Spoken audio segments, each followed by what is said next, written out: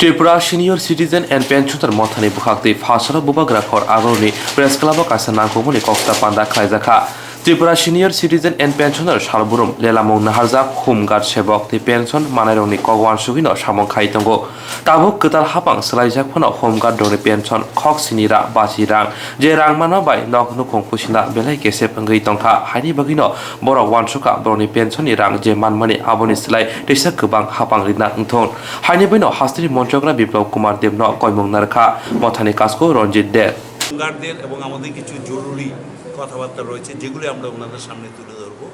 যেমন এর মধ্যে রয়েছে ডিআর রিলিজের ব্যাপার হচ্ছে, যদি ইলেকশন প্রক্রিয়া শুরু হয়ে গেছে কিন্তু আমাদের সমস্যাগুলো আমরা তুলে ধরবো। এছাড়া হোমগার্ডদের পেনশন জানেন আপনারা, মাত্র 750 টাকা প্রতি মাসে ওরা পেনশন পাচ্ছে, যেটা ভূভারত নয়, কোনো ওয়ার্ল্ডের কোনো নজির আছে কিনা জানি না। পেনশন না পেলে একটা কথা, কিন্তু পেনশন 750 টাকা প্রতি মাসে, এটা ভাবলে অবাক লাগে। 750 টাকা মানে প্রতিদিন যদি আমরা ভাগ করি 30 দিনে, তাহলে ডেলি 25 টাকা মাত্র পড়ছে। দ্যাট ইজ একটা ফ্যামিলি, যে কোনো একটা নিম্ন মধ্যবিত্ত ফ্যামিলিরও চা খাওয়ার খরচই হয় না 25 টাকা দিয়ে। এই অবস্থা ওরা প্রচণ্ড অসুবিধার মধ্যে দিনাতিপাত করছেন। তো ওদের সমস্যাটা আমরা বিভিন্নভাবে মাননীয় মুখ্যমন্ত্রীর কাছে তুলে ধরেছিলাম। আমাদের যে সেকেন্ড অ্যানুয়াল জেনারেল মিটিং গেছে, সেখানে আমরা স্মারকলিপি দিয়েছিলাম। পরবর্তী সময় আমরা রিমাইন্ডারও দিয়েছি।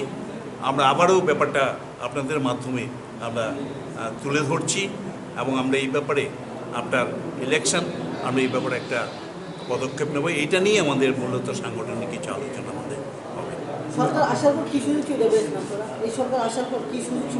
এই সরকার আসার পর আমরা ফ্যাক্টর পেয়েছি 0.32 ফ্যাক্টর আমরা পেয়েছি সেন্ট্রাল পে কমিশনে, যেটা ওটা ভালো পদক্ষেপ। যদিও আদার্স কর্মচারী, আমাদের অন্য কোনো অ্যালাউন্স আমাদের নেই, আদার্স কর্মচারীদের কিছু অ্যালাউন্স এখনও পায়নি। এটি হয়তো আমরা ভবিষ্যতে আমরা সেগুলি আমরা পাবো, অন্যরা পাবে। কিন্তু আর এছাড়া হাউস রেন্ট হতে শুরু করে কিছু সমস্যা রয়েছে, সেগুলি সরকার বলছেন দেখবেন। তবে সবচেয়ে ভালো যেটা দিক সেটা হচ্ছে চাঁদার যে জুলুম, যে একটা চাঁদা তোলার বা তোলার যে একটা রেয়াজ সারা ত্রিপুরাতে বিরাজ করছিল, সেই কালচার থেকে আমরা মুক্তি পেয়েছি। কারণ অনেক কর্মচারী, এই যে ইলেকশন প্রক্রিয়া শুরু হয়ে গেছে, ইলেকশন প্রক্রিয়া অনেক আগে আমরা দেখেছি তথাকথিত বন্ধুরা ইলেকশনের ফান্ডে পর্যন্ত টাকা কর্মচারীদের থেকে তুলত।